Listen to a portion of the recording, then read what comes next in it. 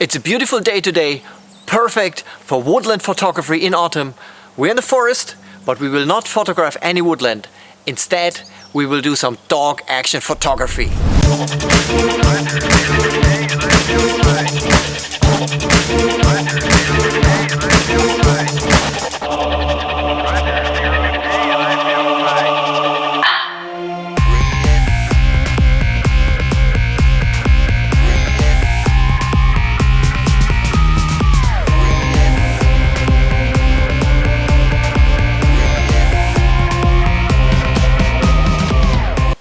I've picked this area because it's full of red, brown and yellow leaves, beautiful autumn colors, and I hope I get some great shots of Cedric's in this scenery. So let me explain today's setup. I will throw Cedric's dummy towards the background, towards the trees there. I will send him to fetch it, and then I will get down on the ground, down in the dirt. Well, not really, let's see. And on the way back I will take pictures of him, and hopefully I can catch both Cedric in action and beautiful autumn colors on the floor. And of course I'm using my beloved Nikon Z6 for this, connecting my Nikon 70-20 f2.8. Compared to landscape photography, I have to dial in some completely different settings, of course. Let me show you real quick what I'm doing. So the autofocus I set to AFC, continuous, and the focus field I select dynamic, 9 fields. Regarding custom settings, I use the following. The first one is A1. That is the priority for continuous autofocus. I set to sharpness, so I only take a picture when it's in focus. Then A3, readjustment of the focus during lock-on, I set to 1, which means fast. I want to refocus as fast as possible. D8, apply settings to live view, I set to off. That means I don't want any simulation in the live view. I want all the processing power be used to focus on my subject, because Cedric will be running towards me and the camera has to refocus very quickly. I want to have all processing power used for that, and I don't need any simulation in the viewfinder. I'm totally fine with the lighting control. When it comes to continuous shooting, I don't use the maximum. I don't go to the mode H+, which allows for 12 frames a second.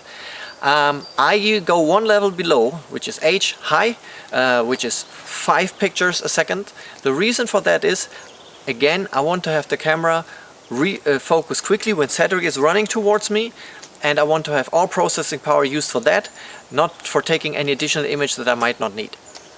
I have stored all those settings in the user setting 3. That means when I dial in the user setting 3, it's automatically pre-selected. I don't have to care about it anymore. Alright, now let's look at the hardware. I use the 70-200 f2.8 lens from Nikon, and I limit its focus range from 5 meters to infinity, which means between me and 5 meters it won't focus, but after 5 meters it's focusing very fast. Also, I disabled the stabilization of the lens, which also disables the in-body stabilization of the Z6, because I use such a fast shutter speed that I don't want anything to be stabilized that does not need to be stabilized. Let's dial in the setting specifics to today's shoot. I will use a high shutter speed of at least 1/1600 seconds, or maybe higher. I have to balance this together with the aperture and the ISO. I don't want to raise the ISO too much, although the Z6 is very good at high ISO, but maybe 2000, 3000, don't want to go any higher. And regarding aperture, I will not shoot wide open, because Cedric's face is quite long, and if I focus on the nose, the eyes are not sharp, so I need some depth of field, maybe 30 centimeters or something, so I will select aperture between f4 and f8 something. Alright, let's get started.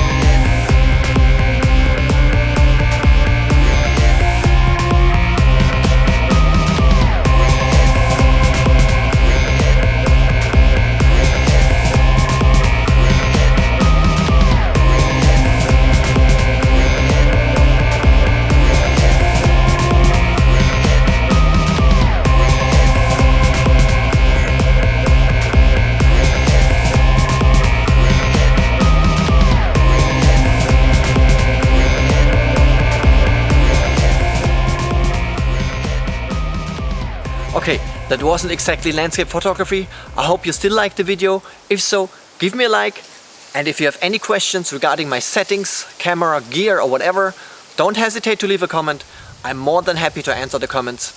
And if you don't want to miss any of my videos, make sure you subscribe to the channel. If you have already subscribed, as always, thank you very much for it. I really appreciate it. It means a lot to me. I hope you're all having a good time, and I really hope I see you all next time.